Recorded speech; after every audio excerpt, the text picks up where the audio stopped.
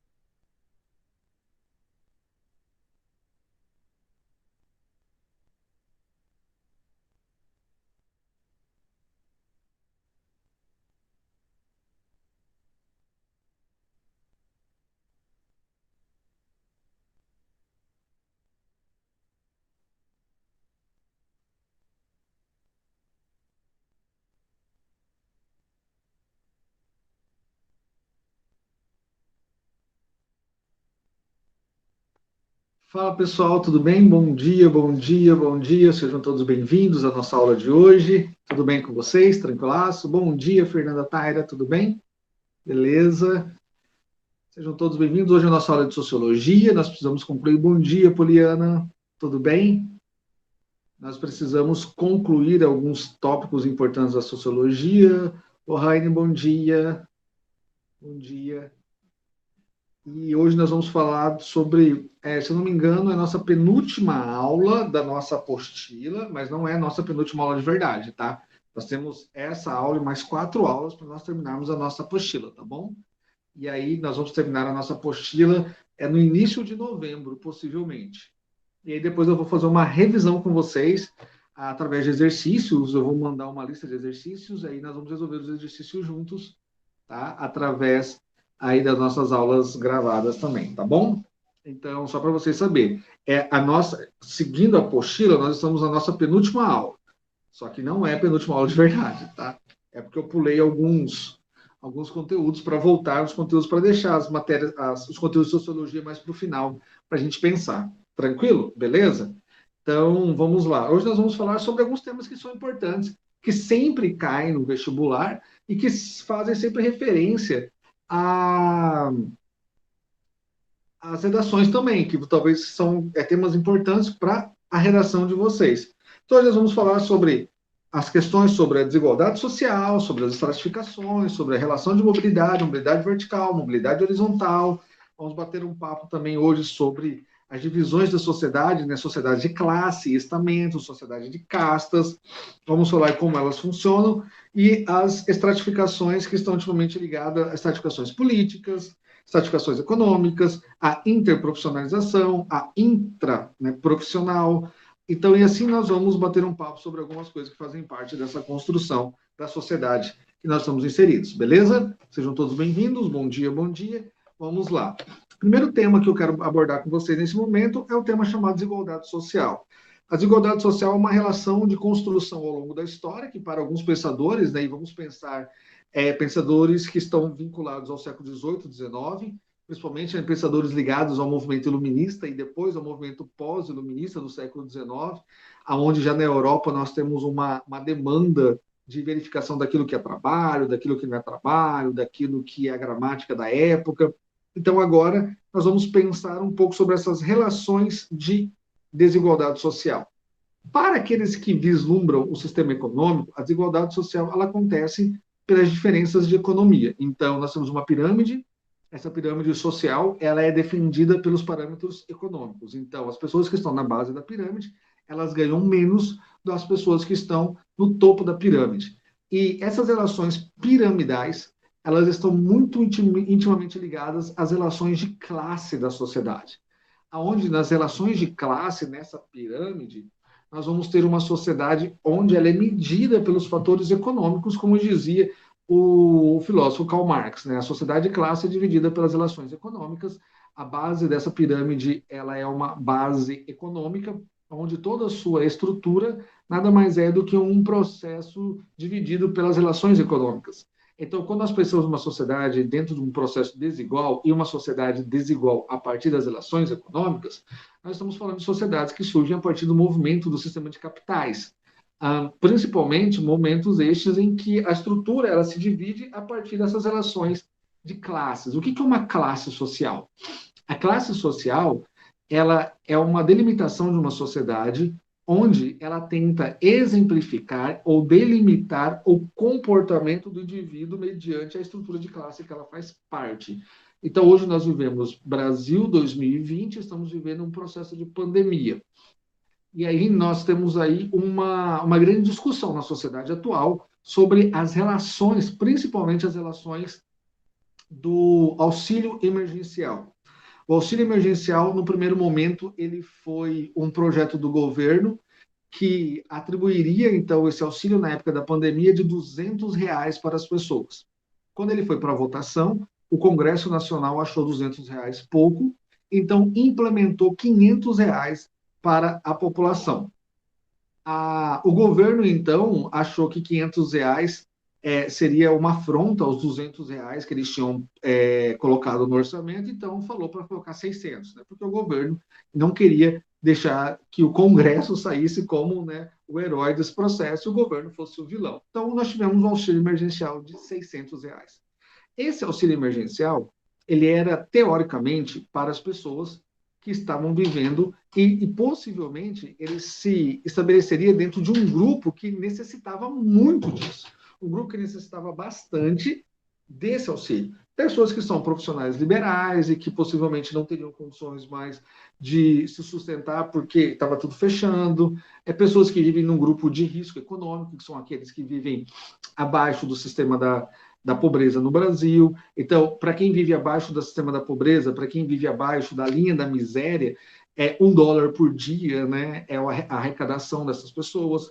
Então, isso gerou um boom.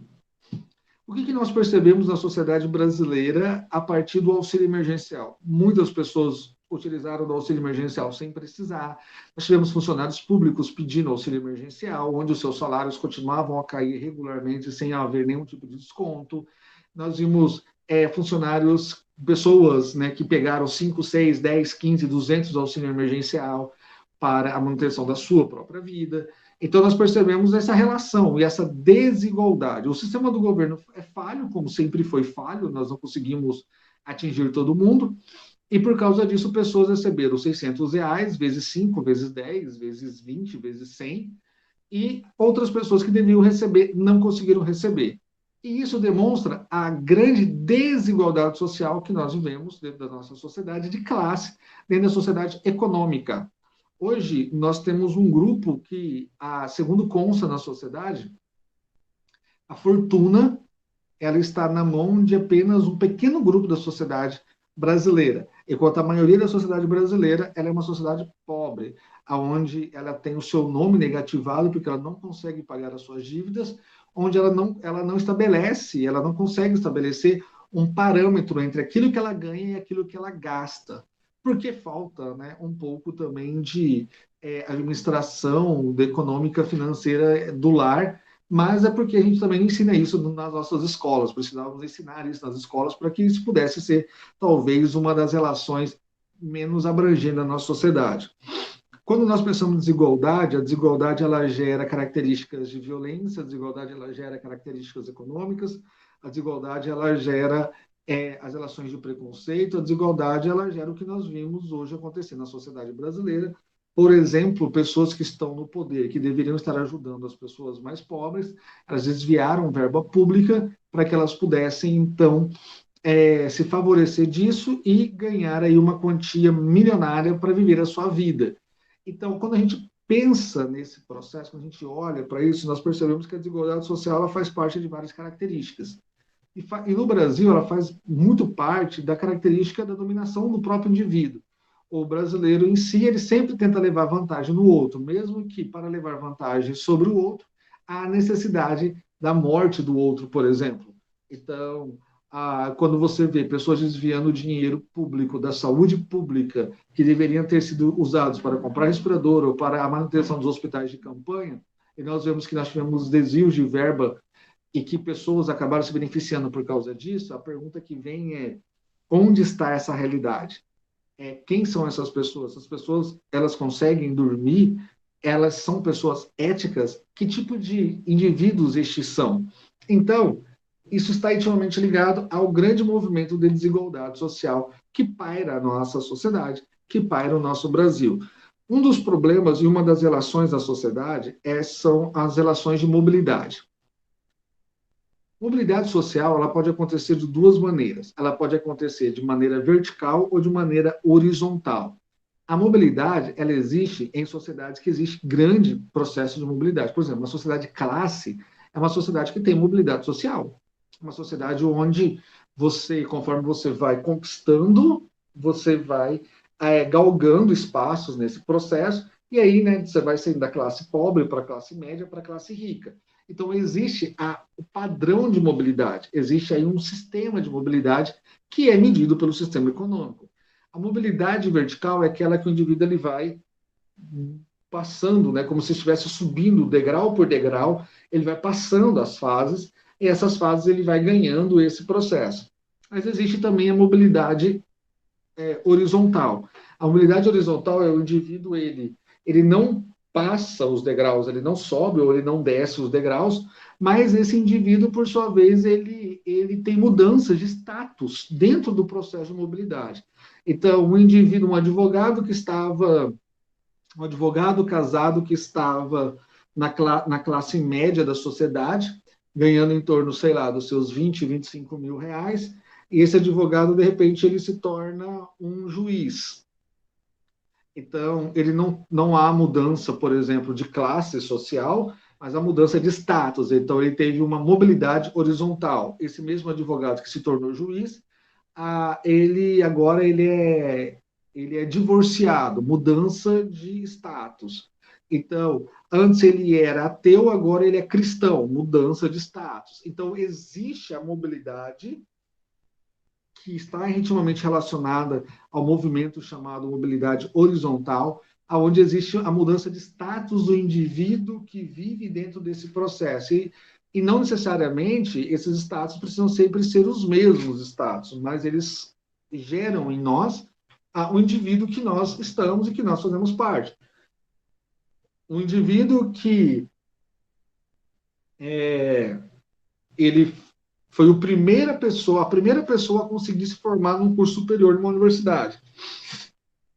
Então, ele teve a mudança de status social, ele teve a mudança, teve uma mobilidade horizontal, porque na família dele ele é a primeira pessoa a conseguir ter, então, uma mobilidade horizontal. Ele saiu ali das pessoas que não tinham curso superior para ser aquela que tem curso superior.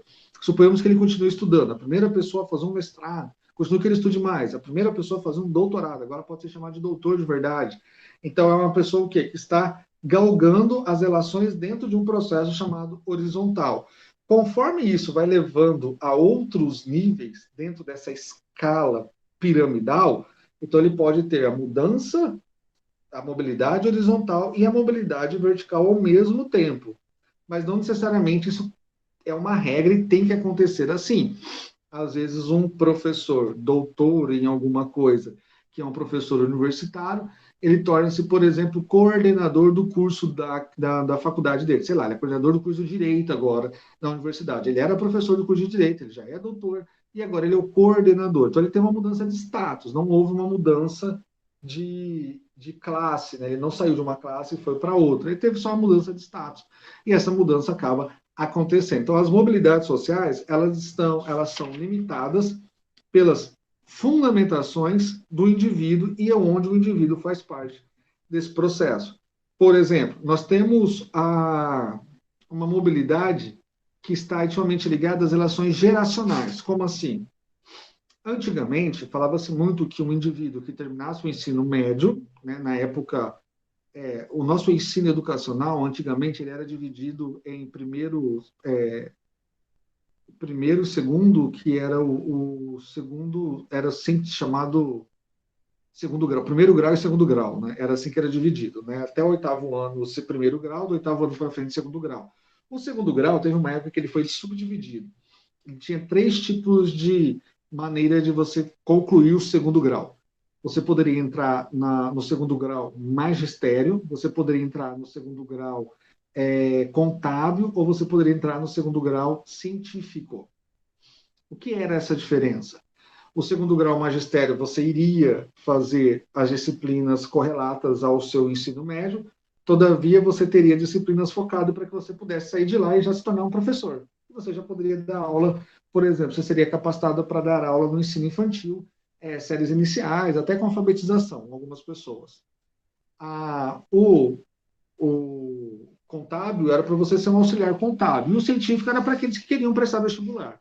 É para aqueles que queriam para uma universidade, fazer um curso superior. Então, já tinha ali uma divisão. E aí o indivíduo ele saía desse processo já dentro dos seus status, né? Os status eles iam definindo, iam mostrando. Então, há muito tempo atrás, as pessoas falavam assim, olha, né? Terminar o ensino, o primeiro grau, para algumas famílias já era uma vitória, porque muitas pessoas, nós vivíamos numa sociedade brasileira com alto índice de analfabetismo. Então, terminar o primeiro grau já era algo assim, de extremo valor e de grande importância para a família, para aquele grupo, para aquela sociedade. Concluir o segundo grau, então, nossa, seria assim algo de primeira instância, seria algo assim de grande valor para a família. A família iria, né, sempre olhar para aquela pessoa como alguém de grande expertise, né, alguém que tem assim uma relação diferente com os estudos. Ir para uma universidade era para poucos, mas aqueles que conseguiam ir, chegando, eu estou falando de uma família pobre, que consegue colocar alguém numa universidade, era algo assim extremamente incomum para a sociedade. Com a mudança de mentalidade ao longo da história, nós vimos que hoje ir para uma universidade é algo que é o mínimo que você espera de alguém, né? Você fala assim, não, tem que ir para uma universidade. Então, vocês que estão estudando para frequentar uma universidade, vocês estão aqui estudando porque vocês escolheram um curso, né, com uma dificuldade muito grande de para conseguir entrar na universidade, porque é muita gente prestando, então vocês estão se preparando para isso. Mas o problema é que ir para uma universidade virou algo comum, virou algo comum. As pessoas falam assim, ó, tem que ir para a universidade, tem que ir, tem que ir, tem que ir. Beleza, eu sou super a favor, eu acho que nós devemos implementar a universidade o máximo possível para as pessoas. O problema é que hoje nós estamos vendo uma nova geração. Qual uma nova geração? Uma nova geração que frequentou a universidade e que ela fala assim, tem que fazer universidade, mas tem que fazer direito. Tem que fazer universidade, mas tem que fazer medicina. Há alguns anos, enquanto nós tínhamos uma crise no nosso meio educacional, nós tínhamos um grande índice de analfabetismo, e falar para as pessoas terminarem o primeiro grau ou o segundo grau e irem, sonharem com uma universidade já era algo muito grande. Hoje, parece que se você não fizer essas universidades, você não atinge o objetivo de ser alguém que realmente merece ter o status, o reconhecimento na sociedade. Então, nós começamos a mudar. Isso está ligado à geração. As gerações, elas acham interessante isso. Só que nós já chegamos a um outro problema. Qual outro problema? Vocês já ouviram falar dessa geração chamada geração empreendedorista? Já ouviram falar sobre isso? A geração empreendedora? Essa geração, ela já não se preocupa mais tanto com a educação formal. Eles já acham que não preciso de educação formal para chegar onde eu quero. Eu só preciso ter uma boa ideia e ser um excelente empreendedor para atingir o objetivo que eu quero. Então, se eu tiver uma grande ideia e saber empreender isto na internet, ou com startups, ou com coisas desse tipo, eu posso atingir o meu objetivo sem a necessidade de um ensino superior, que é a geração empreendedorista. O problema é que a geração empreendedorista ela não dá tanto valor para a educação formal. Ela dá mais valor para, por exemplo, a estratégia de marketing para vender o produto, a estratégia de marketing para vender a pessoa, a estratégia de marketing para saber lidar com a internet, a estratégia para que eu possa me tornar um YouTube. Quantos YouTubes existem por aí, né, que não terminaram a faculdade? Então, está vindo uma geração que não se preocupa tanto com a educação formal, e isso vai gerar um grupo ao longo dos nossos próximos 10 anos que terão esse discurso. Então, olha só como que o sistema ele é um sistema interessante. Tínhamos um problema lá atrás, analfabetismo gigante e tudo mais, isso tentou-se resolver isso, chegamos a um grupo, Universidade para Todos, aí financiamentos para onde, não sei o que, beleza, e a galera começou a subir, e aí as pessoas começaram a perceber a necessidade de a educação formal e manter isso o máximo possível. Então, eu quero que o meu filho faça, eu quero que o meu neto faça, eu quero que as pessoas tenham acesso, eu vou fazer de tudo para que eles possam chegar à universidade. Então, é esse grupo de pessoas, essa geração. Mas aí, correndo por fora dessa geração, algumas pessoas se deram bem economicamente sem necessariamente precisar da educação formal. Logo, surge, paralelamente a esse grupo que defende, né, essa esfera universitária, surge um outro que defende a não necessidade da esfera universitária. E que precisa do quê? Não, você só precisa de boas ideias, só precisa de um bom investimento, você só precisa saber vender aquilo que você pensa, aquilo que você quer, aquilo que você acha, para você atingir o verdadeiro objetivo. E aí vão surgir várias pessoas, youtubers pelo mundo afora, vão surgir grandes empresários que não tiveram, né, e não precisaram terminar a sua faculdade. Então, vão surgir pessoas, e aí surge uma nova geração agora, é uma nova geração. A nossa onda, ela volta para aquele processo. E isso são as mobilidades. Eu estou falando da relação educacional. E essas mobilidades horizontais, elas farão parte da construção da sociedade em que nós fazemos parte. Nós vemos no Brasil, no século XXI, o Brasil é uma sociedade que se autoalimenta do sistema de capitais. A retração do Brasil está ligado mais a uma questão de ideologia do que ao próprio processo de capital, mas nós estamos vivendo dessa sociedade de capitais. É nítido que o nosso atual ministro da Educação e o anterior, eles falavam a mesma coisa, que não existe educação universitária para todo mundo e que eles não vão investir nisso para todo mundo. Então, eles vão separar mesmo. Então, vai ter aquele grupo de pessoas que terão condições de chegar a uma universidade e um grupo de pessoas que não vão ter condições. Então, eles vão jogar o novo ensino médio para trazer uma expectativa para essas pessoas. Né? Então, escolha cursos técnicos, façam isso, né? Faça aquilo, para você tentar alguma coisa na sua vida. Então, é uma nova mentalidade. Então, nós vamos, de novo, moldar a sociedade dentro desse processo de mobilidade educacional que vai formar as nossas relações piramidais. É óbvio que aqueles que tiverem o conhecimento técnico, eles vão galgar espaços, vão chegar aos topos, e aqueles que não tiverem ficarão dentro dessa base.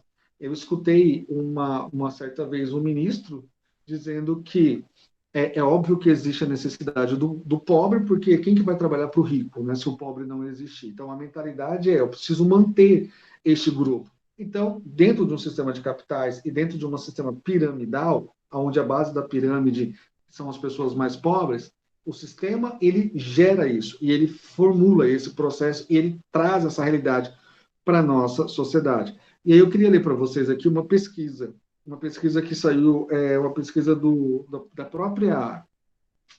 próprio governo federal, que saiu em 2015, saiu em 2017, que faz referência às relações do IBGE. E aí, só para vocês entenderem onde eu quero chegar, para a gente partir para as outras relações, mobilidades, castas e outras coisas. Pessoal, vocês estão conseguindo me entender? Está chegando legal o áudio aí? Ninguém está falando nada? Vocês estão aí? Vocês estão comigo? Beleza? Então tá bom. Então vamos lá. Quero ler com vocês isso aqui, ó. Do total de estudantes na faixa entre 18 e 24 anos, uma parcela de 32,9% frequentava o ensino superior em 2004. Em 2014, dos estudantes dessa mesma faixa etária, 58,5% estavam na faculdade. É um salto de mais de 25 pontos percentuais. Os dados da pesquisa do Instituto Brasileiro de Geografia e Estatísticas, IBGE, foram calculados com base no número de estudantes, não no total de jovens, que incluiria também os que não estudam. As informações estão presentes na síntese dos indicadores sociais, né, o CIS, de 2015, divulgado na sexta-feira daquele ano. A alta no percentual de estudantes cursando nível superior foi registrada em todas as regiões brasileiras, que continuam a apresentar patamares desiguais. No Sul, a proporção subiu de 50,5% para 72,2% no sul do país. De 50 já é um número alto, né, de pessoas que frequentavam a universidade, de 50 para 72 no período pesquisado. Entanto, no Norte, o percentual subiu de 17 para 40. Houve um aumento, mas nem se compara ao aumento que aconteceu no sul do país. O maior crescimento, de 29,1 pontos percentuais, foi verificado no Nordeste, onde a proporção passou de 16,4 para 45,5. Olha o salto que aconteceu na região Nordeste de pessoas que antigamente frequentavam a universidade e para 10 anos depois. Então, um salto grandioso. Em 2004, 16,7% dos estudantes pretos e pardos com idade entre 18 e 24 anos frequentavam o ensino superior, segundo a pesquisa. Segundo a pesquisa, o número que cresceu para 45,5% em 2014. Para a população branca, essa proporção passou de 47,2% em 2004 para 71,4% em 2014. Ou seja, o percentual de pretos e pardos no ensino superior em 2014 ainda era menor que o percentual de brancos no ensino superior em 10 anos. Há tendência de democratização no acesso ao ensino superior. Em 2004, na rede pública, 1,2% dos estudantes de nível superior pertenciam ao quinto mais pobre do rendimento domiciliar per capita, passando a 7,6 em 2014. Na rede privada, a proporção passou de 0,6 para 3,4. Então, a parcela mais pobre da população, que antes frequentava a universidade, que era 1,2, 10 anos depois já era 7,6. Então, houve uma mobilidade. E aí que é interessante da educação. A mobilidade horizontal no campo educacional, ela vai gerar a mobilidade vertical. Porque o indivíduo que antes não tinha o ensino superior, então ele agora tem, então ele vai ganhar um pouco melhor. Eu vou dar um exemplo de uma pessoa que eu conheço. Um amigo meu, ele veio de uma classe pobre, muito pobre, uma família muito pobre, onde a mãe trabalhou sempre como diarista. E aí, ele ganhou uma bolsa, ele jogava futebol, né, junto comigo na escola, quando nós estudávamos, ele ganhava uma bolsa para estudar lá. E nessa escola, então, ele fez todo o ensino médio dele. E aí, um dia, nós estávamos conversando, eu falei para ele, ele perguntou para mim o que eu iria fazer, né? Eu estava em dúvida com algumas coisas, não sei o quê. E agora ele falou assim, eu vou fazer história. Ele queria fazer história. Ele falou, Diego, na menor das hipóteses, fazendo história, eu já vou conseguir sair da miserabilidade em que eu vivo. Na menor das hipóteses, eu vou ganhar igual aos nossos professores. E ele estava pensando certo. Ele foi fazer história na Universidade Federal. Depois que ele fez história, ele começou a lecionar. Ele começou, então, a melhorar. E aí ele mudou de casa junto com a mãe. Ele alugou uma casa para morar junto com a sua mãe. Depois, aquela casa que ele alugou, ele comprou para deixar para a mãe. E aí ele foi trabalhar em outras escolas e foi estudar cada vez mais. Bom, hoje ele é doutor em História, não vive mais em Campo Grande, ele está vivendo, se não me engano, ele vive no Nordeste, se não me engano, ele está, acho que em Natal, né, ou Aracaju, agora eu não lembro certinho, mas ele foi embora, trabalhar numa universidade. A educação proporcionou para ele uma mobilidade horizontal e uma mobilidade vertical.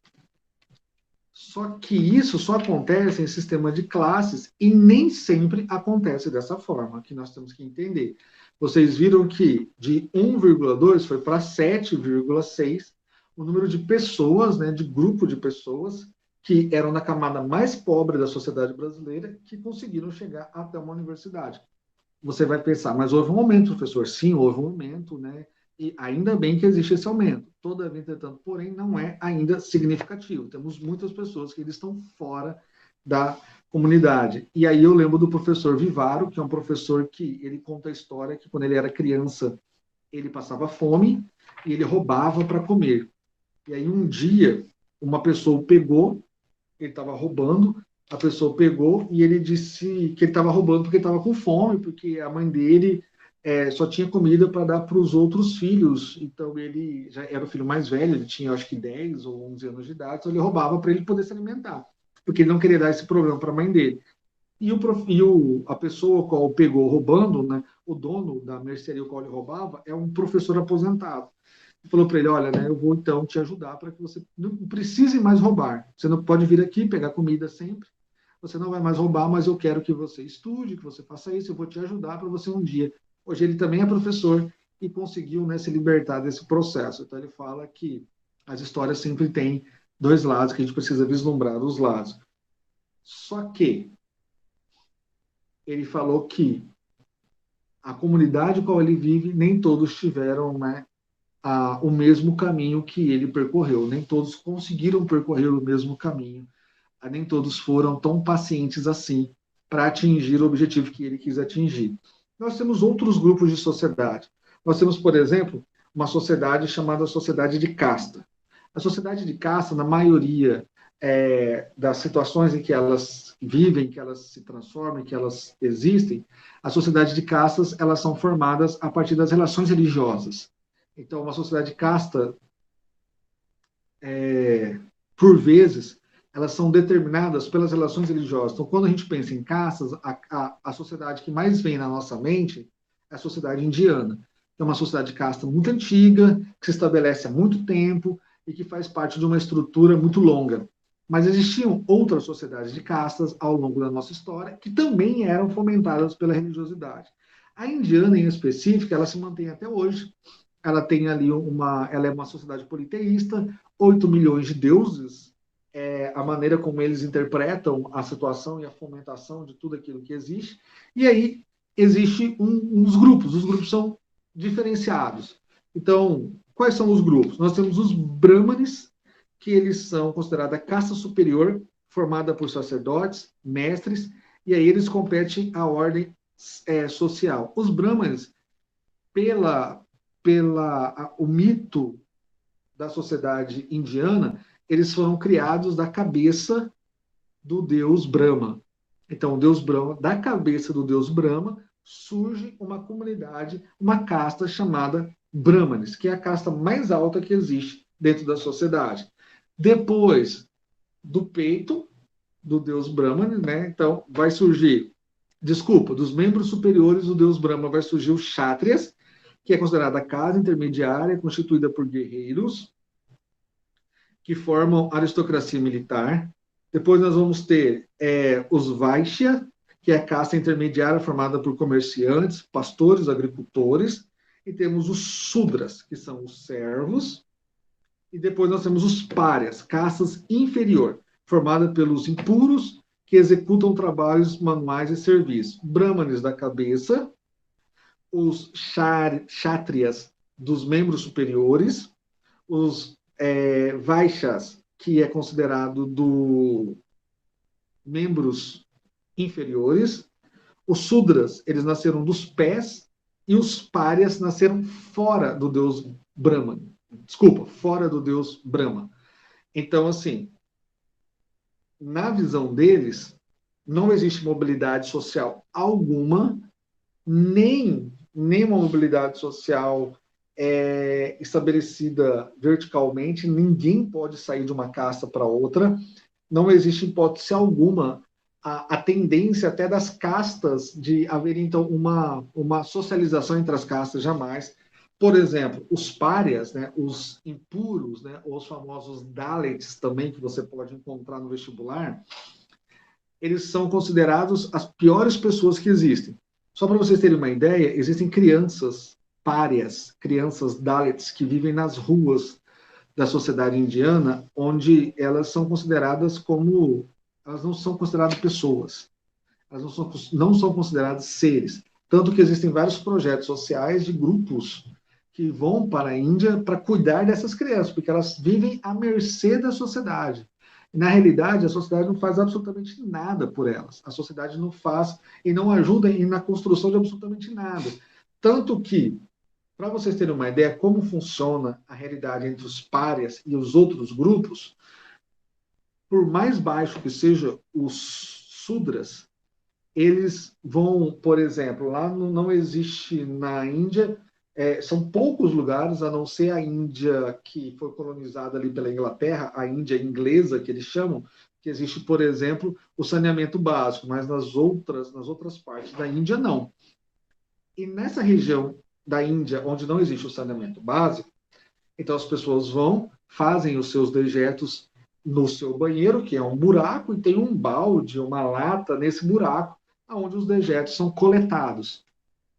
No final do dia, pega esses dejetos e joga na rua. Na rua. Quem vem limpar a rua? Quem vem limpar a rua serão os párias, os Dalits. Eles são responsáveis por limpar a rua, eles são responsáveis por fazer isso. Então, eles vão ser os indivíduos que terão que, de alguma forma, fazer esse trabalho. E não existe hipótese alguma, nenhum tipo de processo que estabeleça algo que seja diferente disso. Um pária jamais se tornará um Sudra. Né? Um Kshatriya jamais se tornará um Brahmane. Por quê? Porque existe uma divisão que é não somente social, mas também uma divisão religiosa. E essa divisão religiosa vai fazer parte de toda essa relação e toda essa estrutura. Gente, só um minutinho, por favor. Pronto. Outro tipo de processo, o processo estamental. O processo de estamentos também é muito importante para a construção da sociedade. Os processos estamentais, eles são divididos ao longo da nossa história de maneiras de maneira bem incisiva. Existe um pouco de mobilidade social nas sociedades estamentais, mas não necessariamente ela vai acontecer. Pode acontecer, não necessariamente ela tem que acontecer e não necessariamente ela vai acontecer. Por exemplo, numa sociedade como nós falamos, a sociedade da Índia, um Kshatriya nunca vai casar com um Sudra nunca vai casar com um Párya. Então, nunca vai existir essa mudança. Aqui, na relação estamental, pode acontecer. Como assim pode acontecer? Nós temos uma sociedade dividida por estamentos. A sociedade dividida por estamentos, ela é muito determinante dentro da era do feudalismo. E aí, na Idade Média, principalmente, as sociedades eram divididas estamentalmente através daquilo que nós chamamos de clero, nobreza e servos. Como assim, professor? Clero era a camada social mais bem situada, pois ela tinha o domínio da sociedade por meio da fé e melhor código de honrarias. Nobreza, formada pela aristocracia fundiária, instituíram o sistema de suzerania, vassalagem, por meio de uma relação de reciprocidade com base na posse da terra. Servos, cabia servir e proteger seu senhor da mesma forma que o senhor cabia protegê-lo. Existiu uma certa mobilidade social, mas não quer dizer que essa mobilidade social ela vai acontecer. E agora eu quero destacar um pensador para vocês, o pensador russo chamado Pichirin Sorokin. O pensador russo Pichirin Sorokin disse da seguinte maneira: estamentos são grupos que possuem coletividades semi-organizadas ou inorganizadas. Para este autor, para estes grupos, os grupos estamentais são parcialmente hereditários, sendo dessa forma muito menos rígida do que a sociedade de castas. Os elementos estão ligados a funções de laços de direitos e deveres, privilégios normalmente determinados, ocupações ou funções econômicas e vínculos de língua e etnias. Então, os estamentos eles estão mais intimamente ligados a processos políticos do que processos religiosos. A castas, então, olha só que interessante, castas estão ligadas a processos religiosos. Os estamentos estão ligados a processos políticos, honrarias, né, grupos, divisões, tudo mais. E as classes estão ligadas aos processos econômicos. Olha só como nós migramos e como nós mudamos. Saímos de uma sociedade, por exemplo, ao longo dos séculos, uma sociedade de castas, onde o vínculo religioso era muito grande. Saímos da sociedade de classe, mudamos para uma sociedade estamental, onde o vínculo político agora era muito grande. Saímos da sociedade estamental e mudamos para uma sociedade de classe, onde a economia é o que define. Então, olha só a mudança ao longo da história. Essa mudança vai transformar as sociedades. Hoje nós estamos vivendo majoritariamente numa sociedade de classe pelo mundo afora, onde as relações econômicas definem o comportamento e o estabelecimento da sociedade. E por isso que essas sociedades vão gerar o quê? Estratificações. Como assim estratificações? Temos algumas estratificações que eu quero comentar com vocês.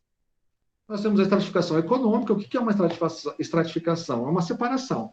Todas as vezes que nós estratificamos alguém economicamente, eu estou separando um indivíduo da economia. Então, por exemplo, esse cara é estratificado economicamente porque esse cara ele tem uma economia menor ou superior à minha. Então, eu acabo separando, dividindo, né, gerando uma certa segregação. As estratificações econômicas estão intimamente ligadas às relações de igualdade econômica, elas estão intimamente ligadas à divisão entre riqueza e pobreza, e elas vão gerar principalmente aquilo que nós chamamos de desigualdade social. As estratificações farão isso. Então, a desigualdade social ela surge dentro desse processo estratificado, né, onde eu começo a separar grupos e grupos e grupos. Uma vez eu fui para uma cidade, eu não vou falar qual cidade é aqui do Mato Grosso do Sul, uma vez eu fui pregar numa cidade no Mato Grosso do Sul, e aí nessa cidade, eu conversando com as pessoas e tudo mais, e aí eu tô lá batendo papo, falei assim, a hora que eu cheguei na cidade, eu vi um bairro, né, muito distante da cidade. Eu falei, que bairro é aquilo ali? E aí uma pessoa da casa disse para mim assim, aquele bairro ali é um bairro onde moram praticamente todas as pessoas que prestam serviço aqui dentro da cidade. Eu falei, como é que é? As pessoas que prestam serviço na cidade, elas vivem separadas da própria cidade. Elas vivem bem periférica. Na realidade, elas vivem assim, dentro de um sistema periférico gigantesco. Eu falei, mas por que não podem ter bairros próximos da cidade para que as pessoas vivam próximo da cidade? Aí ela falou, mas é que elas são pobres, né? Aí eu falei, meu Deus, aonde eu vim parar, né? Então, a estratificação econômica gera esse tipo de problema, e gera esse tipo de desigualdade, e gera essas relações dessa sociedade. Nós temos também a estratificação política. Como assim estratificação política? Ela vai ocorrer a partir da ideia de divisão de autoridade e poder. Por exemplo, eu sou o senador, eu sou o presidente da República, eu sou o vereador, eu sou o prefeito. Começa a gerar estratificação. E aí, o brasileiro que não é burro em nada, o brasileiro é muito esperto, ele fala: eu não sou vereador, eu não sou o prefeito, eu não sou o senador, mas eu sou amigo do vereador, amigo do prefeito, amigo, né, do presidente. Então, por ser amigo, então eu tenho as relações. Aí vem aquela ideia: você sabe com quem você está falando? Então, ao mesmo tempo que eu posso ter, e existe uma estratificação econômica na sociedade, existe também uma estratificação política na nossa sociedade, aonde aqui está dividido pelas relações de poder, de autoridade e de influência. As relações de influência fazem muito parte dentro dessa construção. E nós temos a estratificação profissional. A estratificação profissional é a pior de todas elas, mas ela acaba acontecendo. É uma estratificação interessante que acontece na sociedade brasileira, que nós valorizamos profissões em detrimento às outras. Então, o brasileiro, né, e é normal isso acontecer na nossa sociedade, não é nada novo que eu vou falar agora para vocês, mas o brasileiro, ele valoriza muito mais, por exemplo, a profissão do médico do que qualquer outra profissão. Aí você fala: professor, porque salva vidas. Sim, eu não discordo, né? Salva vidas, é importantíssimo, assim como todas as outras profissões que estão por aí. Também são importantíssimas dentro do seu métier, dentro da sua realidade, dentro da sua construção, dentro do seu processo. O problema é que, em algum momento da nossa sociedade, nós dizemos, né, o que deve ser melhor ou o que deve ser mais valorizado. Por exemplo, enquanto aqui, no Brasil, nós supervalorizamos a profissão de médico e eles ganham uma quantidade financeira interessante para a sua sobrevivência, no Japão, eles supervalorizam a profissão de professor, por exemplo, né? Ou na Coreia do Sul, a de professor. Então, isso vai gerar o quê? Isso vai gerar as estratificações profissionais. Então, um grupo que acaba se destacando mais do que o outro em situações e realidades diferentes. E isso vai gerar a sociedade, do qual nós fazemos parte também. Até aqui alguma dúvida? Até aqui alguma dúvida?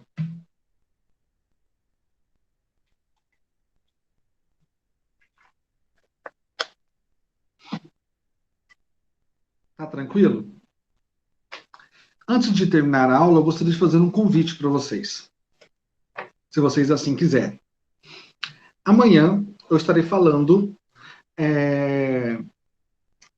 na semana jurídica da PUC do Paraná, e eu estarei participando de uma palestra sobre felicidade. A felicidade sobreviverá ao século XXI. Estará participando eu, como professor de filosofia, sociologia, história, a professora Ângela, que é professora da disciplina de felicidade, a terceira universidade no Brasil a trazer essa disciplina, que foi uma disciplina estimulada e implementada na Universidade de Harvard, nos Estados Unidos, e o professor Roberto, que é o professor italiano, que trabalha junto com o professor Yuval Noah Harari, o professor que escreveu Sapiens, Uma Breve História da Humanidade, Homo Deus, 21 lições para o século XXI. Eles trabalham juntos. E nós vamos estar falando sobre felicidade para o século XXI. Se vocês quiserem participar, estão todos convidados. Amanhã começa 8 horas da manhã a nossa palestra, né? Estaremos batendo um papo sobre isso. Se vocês quiserem participar, estão todos convidados, sintam-se à vontade. Eu vou enviar no grupo o link para as pessoas se inscreverem. Até ontem à noite já existiam 1.500 inscrições para assistir a palestra toda online, né? Então está bem fácil. 1.500 pessoas já tinham se inscrito já. Como vai ser transmitido pelo YouTube, mas só para aqueles que fizerem a inscrição. Então, se vocês quiserem participar, sejam todos convidados, vai ser um momento bem legal. Vai ser muito interessante se vocês estiverem lá também participando conosco, tá bom? É só um convite que eu queria deixar para vocês. Lembrando sempre que uma vida não questionada não merece ser vivida. Beijos, até mais, tchau, e até a nossa próxima aula, que com certeza ela vai existir. Até mais, gente, beijos, tudo de bom para vocês. Tchau, tchau.